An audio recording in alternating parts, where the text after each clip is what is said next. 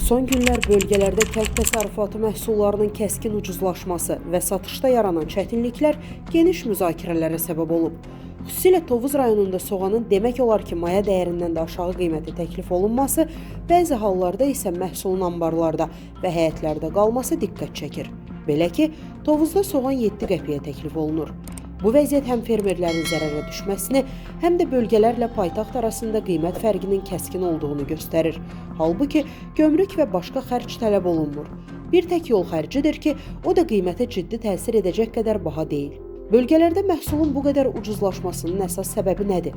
Fermerlərin məhsulu sata bilməməsinin arxasında hansı problemlər dayanır? Rayonlarda ucuz olan məhsulun Bakıda baha satılmasının səbəbi nədir?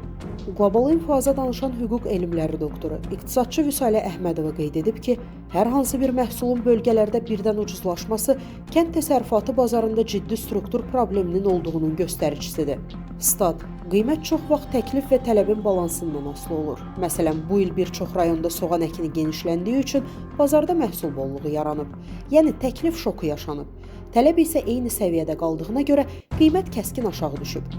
İqtisadçı deyib ki, fermerlər çox vaxt bazarın nə qədər məhsula ehtiyacı olduğunu bilmədən eyni məhsulu kütləvi şəkildə əkirlər. Kənd təsərrüfatında istehsal planlaşdırması güclü olsaydı, fermerlər bazarın nə qədər məhsula ehtiyacı olduğunu əvvəlcədən bilərdi və buna uyğun olaraq da, məsələn, bir il kartof, digər il isə soğan əkilərdi. Onu da qeyd edim ki, soyuducu anbarlar və emal müəssisələrinin azlığı səbəbindən də fermerlər məhsulu uzun müddət saxlaya bilmirlər. Nəticədə məhsulu tarladan çıxan kimi satmaq məcburiyyətində qalırlar. Bu isə qiymətin düşməsinə gətirib çıxaran digər amildir. Əgər saxlanma və emal imkanları geniş olsaydı, fermer məhsulunu daha uyğun vaxtda bazara çıxarardı.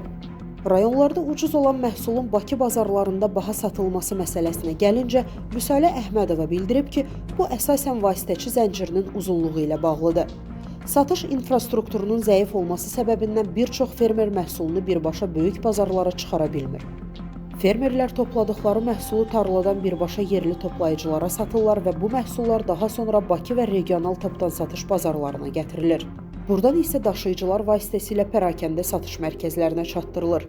Hər mərhələdə məhsulun üzərinə əlavə marja qoyulduğu üçün qiymət bir neçə dəfə artır. Ayrıca, paytaxtda bazar və market icarə xərcləri, vergilər, daşınma və sair xərclər də qiymətə əlavə olunur.